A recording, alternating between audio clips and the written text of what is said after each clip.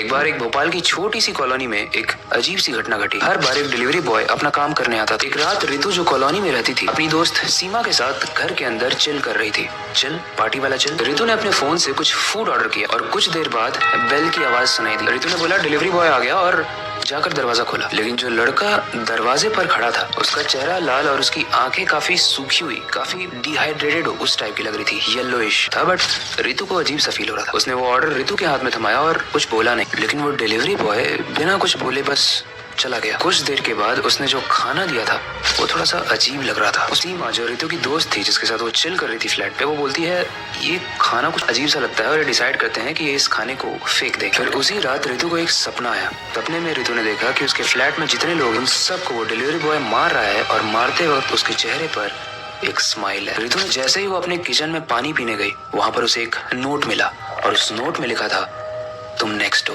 डर के मारे रितु ने पूरी कॉलोनी से बात की और सबने कहा कि वो डिलीवरी बॉय तो वहाँ पर कभी काम ही नहीं किया है। फिर उसी रात रितु और सीमा को अजीब सी आवाजें आ रही थी। रितु और सीमा पास की खिड़की झांकते हैं, लेकिन तभी पीछे से उनका मेन डोर खुलता है और वो डोर जैसे ही खुलता है वहाँ पर एक लड़का खड़ा होता है जिसकी स्माइल काफी खौफनाक थी। उसका चेहरा पूरी तरीके से लाल था और उसकी आंखें काली थी। अब रितु समझ गई थी कि वो लड़का कोई लड़का नहीं था, वो एक भटकती रूह है जो सबको मारने का काम करती है। और उनके पिज्जा में जो काली चीज मिली हुई थी वो लोगों की आंखें थी जिसे वो खाकर डिलीवरी वाले फूड में मिला देता था। एंड रात जब वो लड़का उनके दरवाजे पर खड़ा था वो उनके घर में घुसा और उसके बाद उन तीनों का पता नहीं चला। और ऐसा माना जाता है कि एक वक्त की बात है, वो डिलीवरी वाला किसी अमीर ज़ादे के घर में कोई डिलीवरी करता है और उसकी कोई इतने गंदे तरीके से बेइज्जती करता है जिससे डिप्रेस होकर वो सुसाइड कर लेता है। और उसके बाद से रात में जो भी अमीर लोग ऑर्डर करते हैं वो उनके घर में जाकर उनकी आंखों को खाता है, फिर उनकी मृत्यु कर देता है। वेल गाइस, ये कहानी क्रीपी तो थी बट इससे एक सीख भी मिलती है।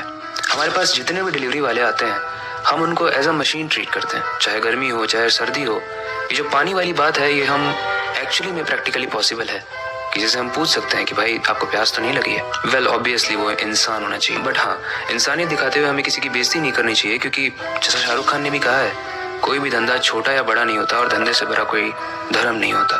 फिलहाल तो मेरे लिए इंसानियत ही सबसे बड़ी धर्म है और इंसानियत भी दिखाना। मिलते हैं अगली वीडियो में।